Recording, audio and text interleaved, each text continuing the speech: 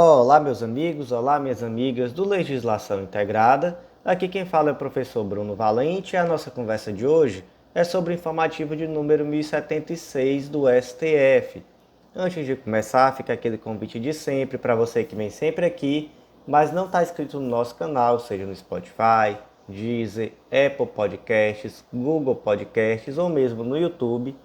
Não deixa também de ativar o sininho para ficar sabendo de todas as novidades e de curtir, comentar, compartilhar e enviar para aquele amigo que também estuda para concurso, que está na faculdade de Direito e que por algum motivo tem interesse em estar sempre atualizado em jurisprudência.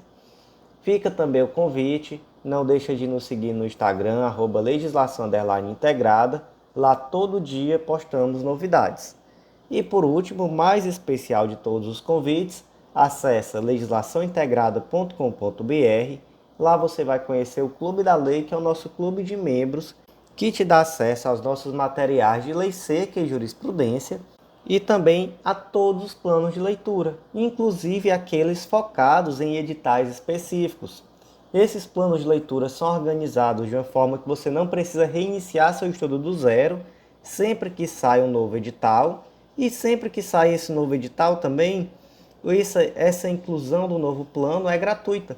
Então é o que você precisa para um estudo organizado, atualizado e com certeza vai te ajudar muito a conseguir essa sonhada aprovação. Então vamos para o primeiro julgado do dia. O primeiro julgado de hoje foi inserido na Constituição Federal e o destaque ficou da seguinte forma: é privativa da União a competência para legislar sobre condições para o exercício da profissão de despachante, de modo que a disciplina legal dos temas relacionados à sua regulamentação devem ser estabelecidas pela União. O que aconteceu foi que tanto o estado de Goiás quanto o do Rio Grande do Norte editaram leis estaduais que teoricamente tinham por objetivo determinar regras de caráter administrativo sobre a atuação de despachantes autônomos junto a órgãos de trânsito. Só que, na verdade, o que essas leis faziam era estabelecer condições para o exercício da profissão de despachante. E aí, isso é possível? Não, porque compete privativamente à União legislar sobre a organização do Sistema Nacional de Emprego e condições para o exercício de profissões. Está lá no artigo 22, inciso 16 da Constituição Federal.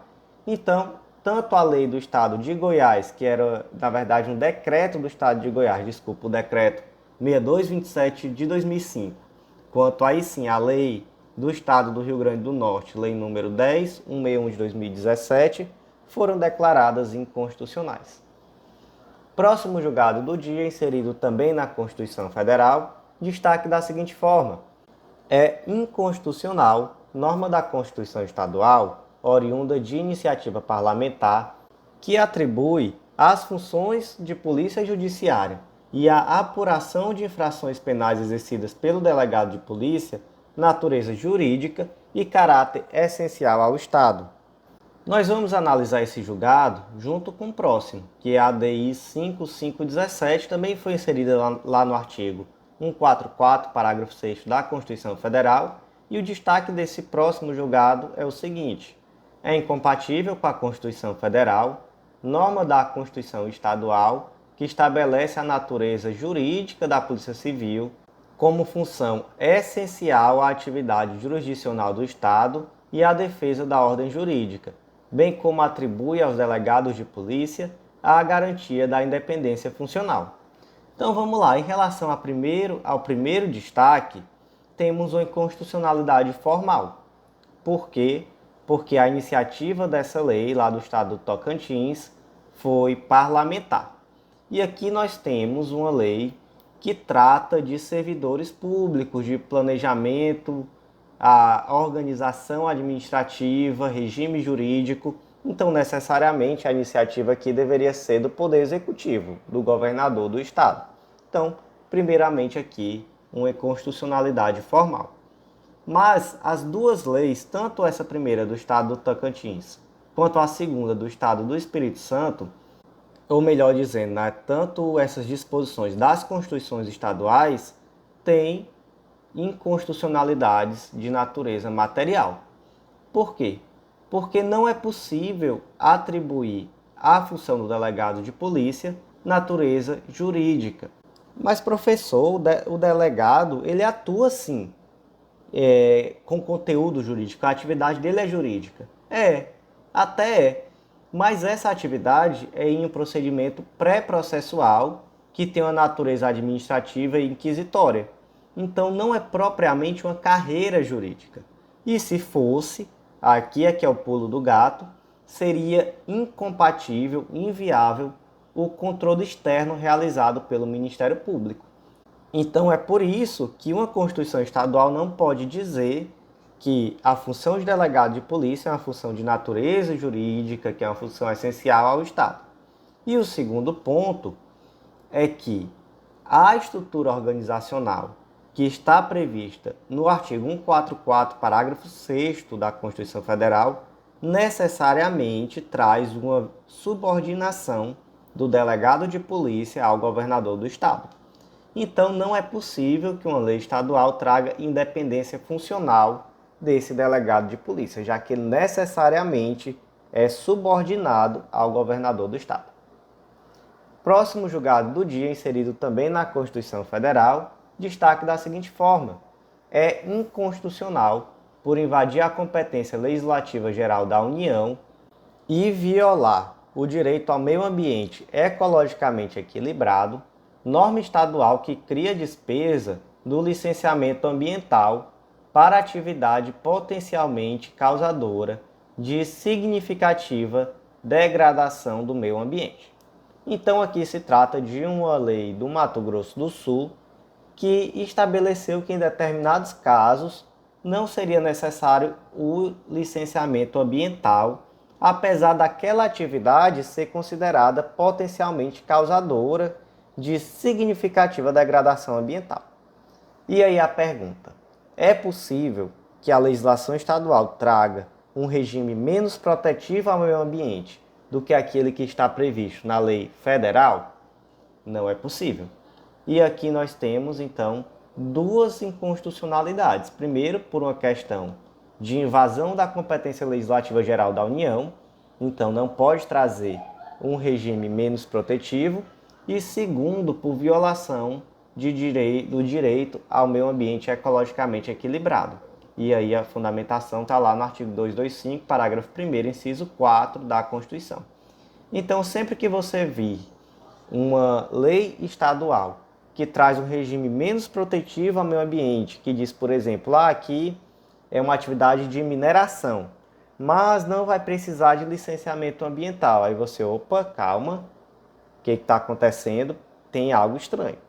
Por que tem algo estranho? Porque se é uma atividade potencialmente causadora de dano ambiental, se é uma atividade que a legislação federal exige licenciamento ambiental, a norma estadual até pode ser mais protetiva, mas nunca menos protetiva. Próximo julgado do dia, inserido no Estatuto da Juventude, Lei nº 12.852 de 2013, destaque da seguinte forma: é constitucional por não ofender o direito de propriedade e os princípios da ordem econômica e do equilíbrio econômico-financeiro dos contratos administrativos, lei federal que determina a reserva por veículo de 2 vagas gratuitas e, após estas esgotarem, de 2 com tarifa reduzida em no mínimo 50% para serem utilizadas por jovens de baixa renda no sistema de transporte coletivo interestadual de passageiros. Onde é que está essa previsão? Essa previsão está lá no artigo 32 do Estatuto da Juventude. No sistema de transporte coletivo interestadual, observar-se-á, nos termos da legislação específica, a reserva de 2 vagas gratuitas por veículo para jovens de baixa renda e a reserva de 2 vagas por veículo com desconto de 50% no mínimo no valor da passagem para jovens de baixa renda a serem utilizados após esgotadas as vagas gratuitas. A disposição é inconstitucional? Não, é constitucional. Por quê? Porque ela concretiza o direito ao transporte a um grupo vulnerável e, dessa forma, acaba trazendo externalidades positivas de âmbito social, com a maior integração nacional, desenvolvimento. Então, enfim, é uma medida que traz direitos, que efetiva direitos a um grupo que está em uma fase especial de desenvolvimento e que, nesse caso aqui, é especialmente vulnerável em virtude da pobreza. Então, sob esse aspecto, massa. E sob o aspecto do equilíbrio econômico-financeiro. Aí nós estamos diante de um contrato administrativo, já que essas empresas privadas elas atuam em contratos de concessão e dessa forma, nesse contexto, é possível sim que se acarrete algum tipo de ônus a esse ator privado com o objetivo de intervir na ordem econômica e assegurar o gozo de direitos fundamentais àquelas pessoas que estão em situação de fragilidade social. Então, até aí, ok. Mas aí se pergunta, mas não se tratou de uma medida excessiva? E o STF disse não, aqui não é excessivo. Só são 2 lugares. Se, por exemplo, dissesse que qualquer jovem de baixa renda viaja de graça, enfim, de forma ilimitada, aí tudo bem, seria excessivo. Mas aqui são só 2 jovens de baixa renda por ônibus e passando disso é só 50% de desconto. Então se entendeu que não existe aqui de fato um excesso. E o último julgado do dia foi inserido na Constituição Federal, destaque da seguinte forma: é inconstitucional por violar o princípio da separação dos poderes em decorrência da usurpação de iniciativa privativa do Poder Executivo para legislar sobre a organização e a administração dos órgãos da administração pública, lei de iniciativa parlamentar que institui regra de reserva de vagas de estacionamento aos órgãos públicos estaduais. Aqui se trata de uma lei, a lei número 5047 de 2021 do estado de Rondônia, que trazia a obrigatoriedade de reserva de vagas no estacionamento de órgãos públicos para advogados. Então, 5% das vagas deveriam ser destinadas a advogados. Olha só que medida legal e importante.